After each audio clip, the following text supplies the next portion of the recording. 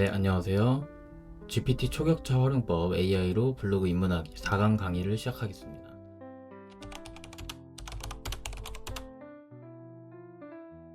오늘은 정말 중요한 주제인 블로그 이미지 최적화에 대해서 자세히 알아볼 예정인데요. 그럼 먼저 썸네일 최적화의 핵심 요소 3가지부터 차근차근 살펴보겠습니다. 네, 첫 번째는 관련성입니다. 썸네일 이미지가 글의 주제와 직관적으로 연결돼야 한다는 의미인데요. 예를 들어서 맛집 리뷰를 작성했는데 썸네일에 전혀 관련 없는 풍경 사진을 사용한다면 독자들이 혼란스러워할 수밖에 없겠죠. 네, 두 번째는 가독성입니다. 네이버 검색 트래픽의 80% 이상이 모바일에서 발생하고 있는데요. 그렇기 때문에 작은 화면에서도 핵심 내용이 명확하게 보이도록 이미지의 가독성을 높이는 것이 매우 중요합니다. 세 번째는 시각적 임팩트입니다. 결국 썸네일의 목적은 클릭을 유도하는 거잖아요. 그러면 사용자의 시선을 한 번에 사로잡을 수 있는 강한 시각적 요소가 필요합니다. 네, 썸네일은 정말로 클릭률을 좌우하는 핵심 요소라고 말씀드릴 수 있습니다. 특히 요즘처럼 모바일 사용자가 대부분인 상황에서는 그 중요성이 더욱 커졌다고 볼 수 있어요. 네, 그럼 이번엔 실제 사례를 통해서 한번 살펴보겠습니다. 네이버에서 강남 맛집을 검색해 보겠는데요. 검색 결과를 보시면 브랜드 콘텐츠 더보기를 클릭했을 때 블로그들이 쭉 나타나는데요. 맨 처음에 이렇게 이미지가 여러 장 펼쳐져 있는 블로그들이 있고 그 아래로는 음식 사진들이 쭉 나열되어 있는 걸 볼 수 있습니다. 네, 강남 파스타 맛집 같은 경우에 마찬가지로 처음에는 이미지들이 쭉 나열되어 있고요. 어떤 블로그는 음식 사진이 있고 어떤 블로그는 식당 인테리어 사진이 있습니다. 그리고 이미지가 한 개만 있는 블로그도 있고 여러 가지 함께 나타나는 블로그도 있어서 각각 다른 형태를 보여주고 있습니다. 자, 이번에는 가평 풀빌라로도 검색해 보겠습니다. 네, 마찬가지로 어떤 블로그는 대표 이미지가 하나만 있고 어떤 블로그는 여러 개의 이미지가 쭉 펼쳐져 있는 걸 볼 수 있죠. 이렇게 여러 개의 이미지가 쭉 펼쳐져 있는 것을 캐러셀이라고 부릅니다. 캐러셀은 SEO 관점에서 상당히 중요한 개념인데요. 지금은 깊게 들어가진 않겠지만 기본적인 개념 정도는 알아두시면 좋습니다. 네, 모바일로 블로그를 볼 때는 요즘 사람들이 스마트폰으로 블로그를 보잖아요. 모바일 화면은 데스크톱에 비해서 가로폭이 상대적으로 좁기 때문에 썸네일의 역할이 더욱더 중요해집니다. 실제로 모바일 화면에서는 글 제목보다도 이미지가 먼저 눈에 들어오게 되죠. 사람들의 시선이 자연스럽게 텍스트보다는 비주얼 요소에 먼저 집중되기 때문입니다. 네, 이사업체 추천이라는 키워드도 한번 검색해 보겠습니다.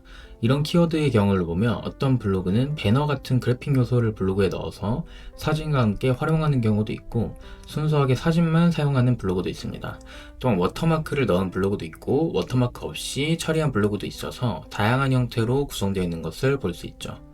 모바일 버전으로 봐도 마찬가지인데요. 어떤 블로그들은 이미지들 사이에 통일성이 있어서 시각적으로 깔끔하고 눈에 잘 들어오는 반면 어떤 블로그는 이미지들이 제각각이어서 산만하고 집중하기 어려운 느낌을 줍니다.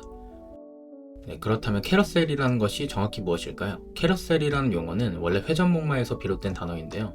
블로그에서 캐러셀이란 이미지나 텍스트 등 여러 콘텐츠를 슬라이드 형태로 보여주는 방식을 말합니다. 캐러셀을 만들기 위해서는 일단 충분한 수의 이미지가 필요합니다. 네, 최소 4장에서 5장 이상의 이미지가 있어야 캐러셀 효과를 제대로 낼 수 있습니다. 예를 들어서 넷플릭스 같은 스트리밍 서비스 아래쪽에 이미지들이 쭉 펼쳐져 있는 그런 형태도 캐러셀의 한 예라고 볼 수 있습니다. 다음으로 어떤 이미지가 좋은 이미지인지에 대해서 알아보겠습니다. 네, 첫 번째로 선명한 이미지여야 합니다. 두 번째로는 이미지가 본문 내용과 관련이 있어야 합니다. 세 번째로 중복된 이미지를 피해야 합니다. 같은 이미지를 여러 번 사용하는 것은 안 됩니다. 그런데 만약 스마트폰으로 직접 촬영해서 화질 좋은 사진이 없다면 어떻게 해야 할까요? 이런 질문을 할 수 있죠. 이런 경우에는 일관성과 화질 개선이라는 두 가지 방법을 활용할 수 있습니다. 미리 캔버스나 캔바 같은 온라인 디지털 툴을 사용하면 되는데요. 이런 툴들에서 제공되는 템플릿이나 필터를 일관되게 적용하면 화질이 다소 떨어지는 사진이라도 전체적으로 통일감 있고 세련된 느낌을 줄 수 있습니다. 실제 예시를 통해서 보여드리겠습니다. 제가 미리 준비한 블로그 이미지 몇 개가 있는데요. 전부 다 스마트폰으로 촬영한 사진들인데요. 네, 어떠신가요? 이 국밥 사진을 보시면 뭔가 흐릿하고 초점도 제대로 맞지 않은 것 같죠? 다음 술집 사진도 마찬가지고요. 이렇게 핸드폰으로 찍은 사진들이 만족스럽지 않을 때가 많습니다. 네, 이런 벚꽃 사진, 그리고 사람들 얼굴이 나오는 경우에는 모자이크 처리를 해주는 것이 좋겠죠. 네, 그리고 이런 식으로 다양한 피사체의 사진들을 준비했습니다. 각각의 사진들을 실제로 어떻게 활용할 수 있는지 보여드리겠습니다. 우선 파일 탐색기에서 사진들의 이름을 각 사진에 맞게 변경해주는 작업부터 시작하겠습니다. 네, 왜 이런 작업이 필요한지 설명드리면 네이버 블로그 에디터에서 사진을 업로드할 때 이미지의 파일명까지 함께 데이터로 저장되기 때문인데요. 그래서 이미지 파일명을 내용에 맞게 정해주시면 SEO 측면에서도 도움이 된다는 이야기들이 있어서 이렇게 이미지 제목을 의미 있게 바꾸는 과정을 보여드렸습니다.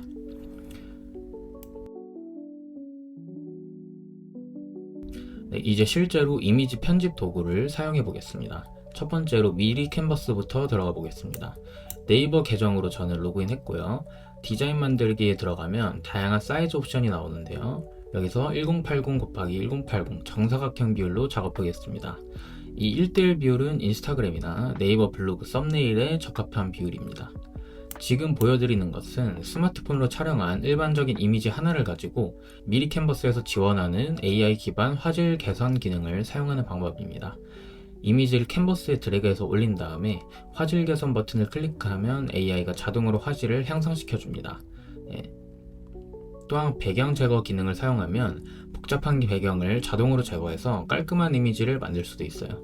이런 기능들을 활용하면 전문적인 디자인 지식이 없어도 썸네일을 자연스럽고 효과적으로 만들 수 있습니다. 다음으로는 캔바로 넘어가서 좀 더 고급스러운 썸네일을 만들어 보겠습니다. 캔바에는 다양한 블로그 썸네일 템플릿들이 준비되어 있습니다. 앞서 화질을 개선한 이미지나 복잡한 구성의 이미지를 더욱 돋보이게 만들고 싶을 때 이런 템플릿을 활용하면 효과적이죠. 예를 들어서 템플릿에 이미지를 적용하면 배경이 자동으로 어둡게 처리되면서 메인 이미지가 더욱 선명하게 돋보이는 효과를 얻을 수 있습니다.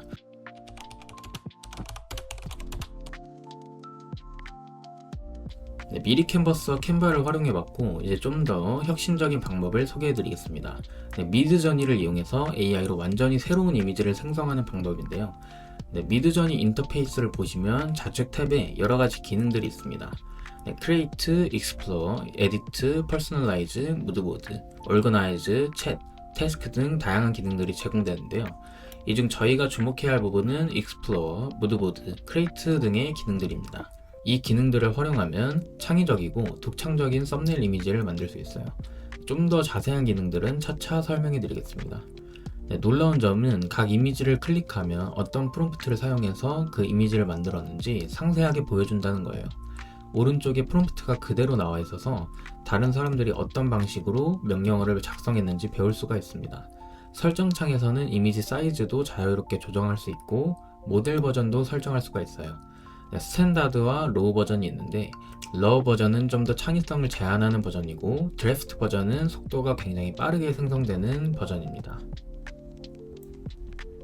그 외에도 스타일리제이션, 웨일드네스, 버라이어티 같은 다양한 매개 변수들이 있는데 이런 기능들을 하나씩 실험해 보시면 정말 다양한 스타일의 이미지를 만들어낼 수가 있습니다. 네, 미드저니의 주요 기능들을 간단히 설명해 드렸고 실제로 사용을 이제 해보겠습니다. 아까 봤던 이미지에 프롬프트를 그대로 입력해 보겠는데요. 16:9 비율로 출력 설정을 했어요. 그랬더니 원본과 비슷한 느낌의 이미지가 생성되는 걸 볼 수 있죠. 앞서 생성된 이미지를 보시면 빨간색 꽃과 화장품 같은 요소들이 원본 이미지와 매우 유사하게 재현되어 있습니다. 이제 더 나아가서 GPT를 활용해서 미드저니 프롬프트를 자동으로 생성하는 과정을 보여드리겠습니다. 네, GPT한테는 이렇게 요청해봤는데요.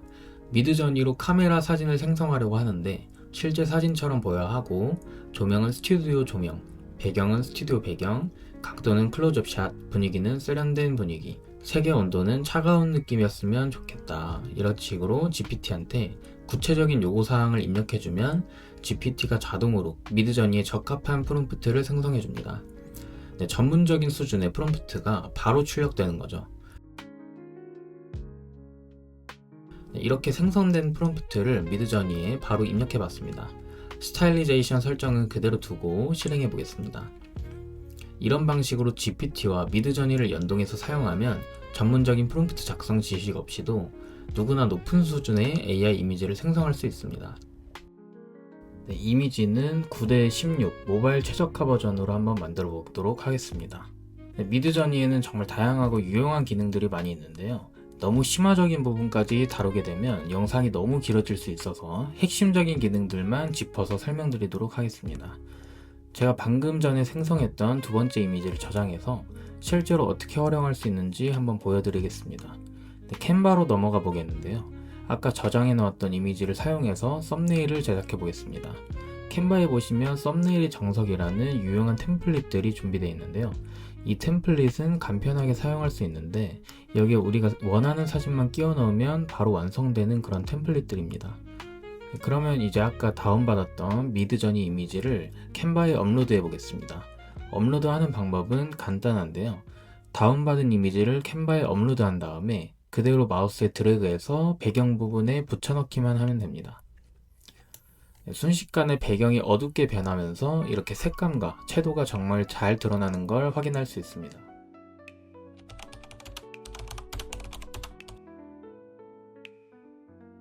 이제 다음으로 미드저니 AI 이미지 생성에 대한 조금 더 심화된 과정을 보여드리도록 하겠습니다.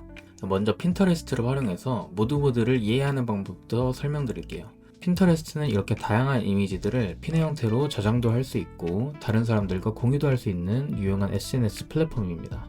제가 핀터레스트에서 발견한 이 오토바이를 탄 할아버지 사진이 마음에 드는데요.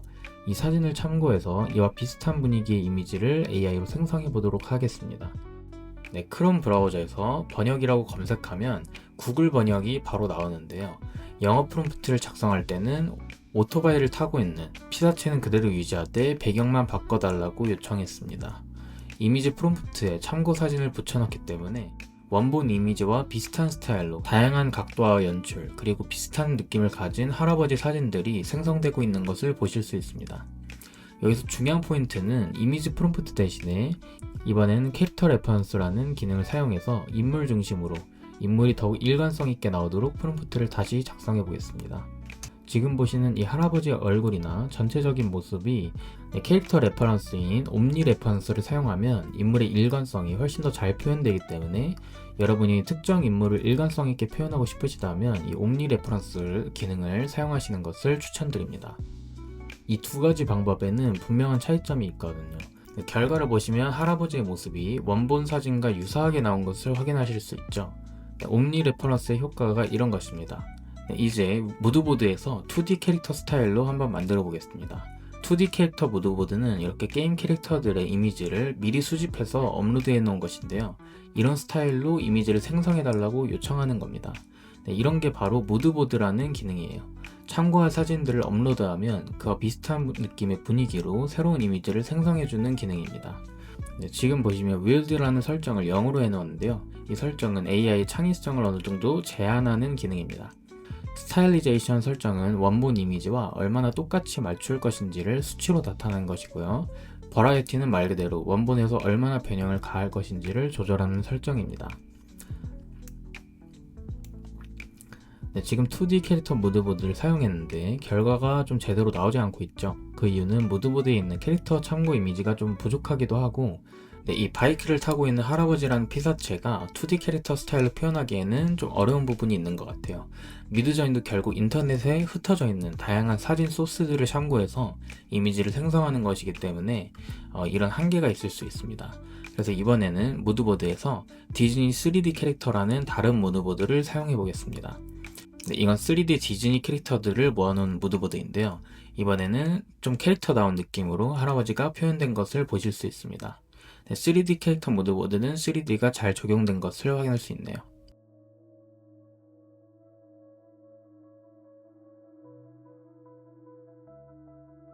다음으로는 제가 미리 준비해둔 미드저니 프롬프트 템플릿을 활용해서 챗 GPT와 함께 어떻게 더 효과적으로 미드저니를 사용할 수 있는지 보여드리도록 하겠습니다.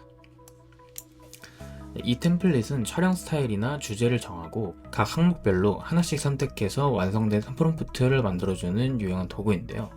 지금은 좀 복잡해 보일 수 있는데 하나씩 살펴보면서 어떻게 활용하는지 확인해 보겠습니다. 주제는 한국 요리로 설정하겠습니다. 핵심 요소와 디테일 부분에는 시네마틱 에디토리얼 포토라는 촬영 스타일을 넣어주겠고요.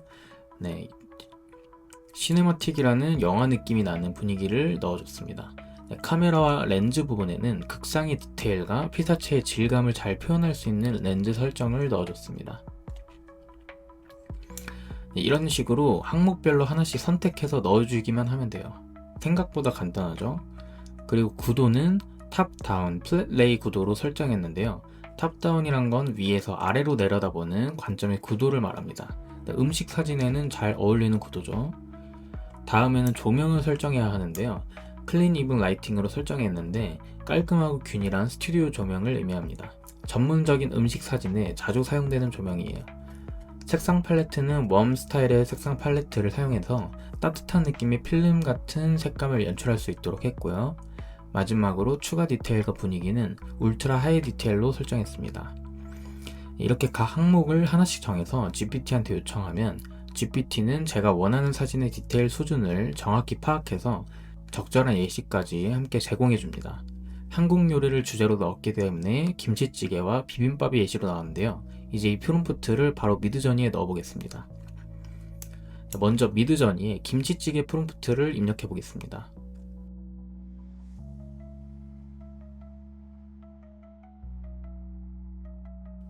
결과를 보시면 위에서 내려다본 형식의 구도와 전문적인 스튜디오 조명, 그리고 사실적이고 맛있어 보이는 이미지가 생성되었습니다. 이번에는 비빔밥 프롬프트도 넣어보겠습니다. 탑다운 구도 설정 때문에 이 이미지도 역시 위에서 아래로 내려다본 비빔밥의 모습이 나왔고요.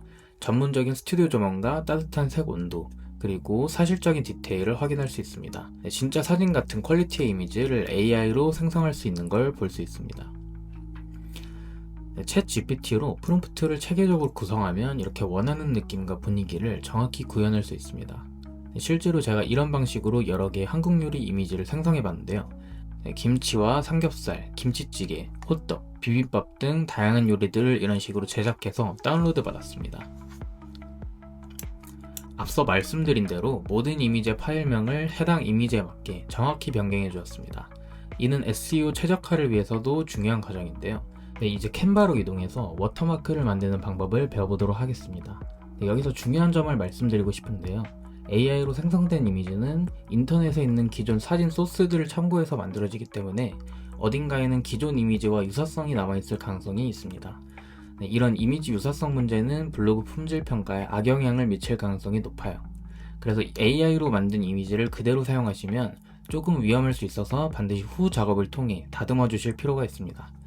지금 보여드리는 워터마크 제작 과정도 그런 목적이고요. 워터마크에는 정해진 정답이 있는 건 아니고 제가 보여드리는 것은 일반적으로 많이 사용되는 평균적인 워터마크 스타일입니다. 지금 보시는 것처럼 바깥쪽에 테두리를 만들었고요. 불투명도를 적절히 조정해서 자연스러운 테두리를 완성했습니다. 그 다음에는 텍스트 요소를 추가해서 이 이미지가 단순한 원본 이미지가 아니라 한번 재가공된 이미지라는 것을 보여주고 있습니다. 이미지가 재가공되었는지 아닌지의 차이는 정말 큽니다. 검색 엔진 최적화 측면에서도 굉장히 중요한 요소예요.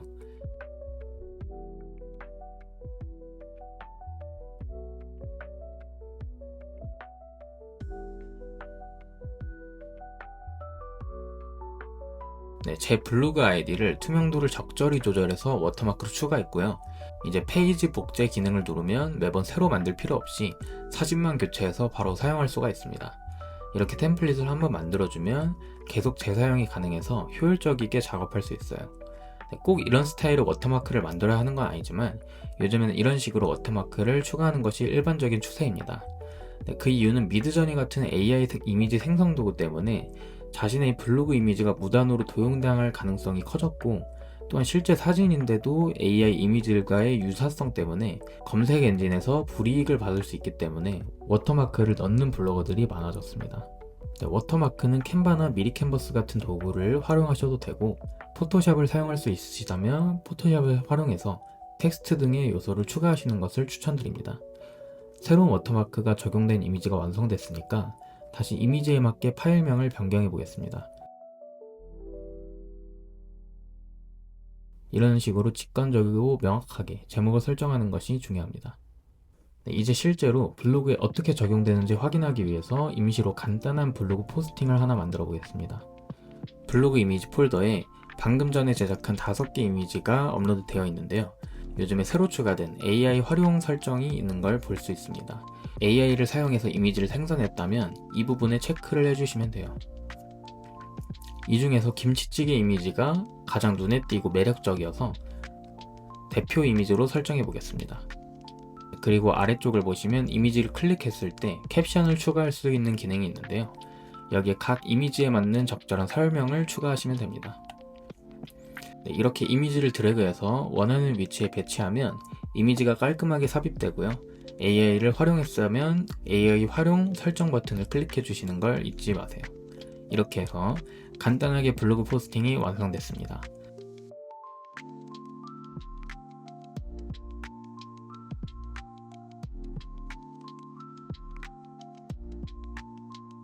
네, 지금 썸네일을 비교해 보시면 확실한 차이를 느끼실 수 있는데요. 오른쪽의 일반적인 썸네일보다 왼쪽에 미드저니로 제작한 썸네일이 훨씬 더 눈에 띄고 클릭하고 쉽게 만드는 매력이 있죠. 자, 오늘의 실습 과제를 정리해 드리겠습니다.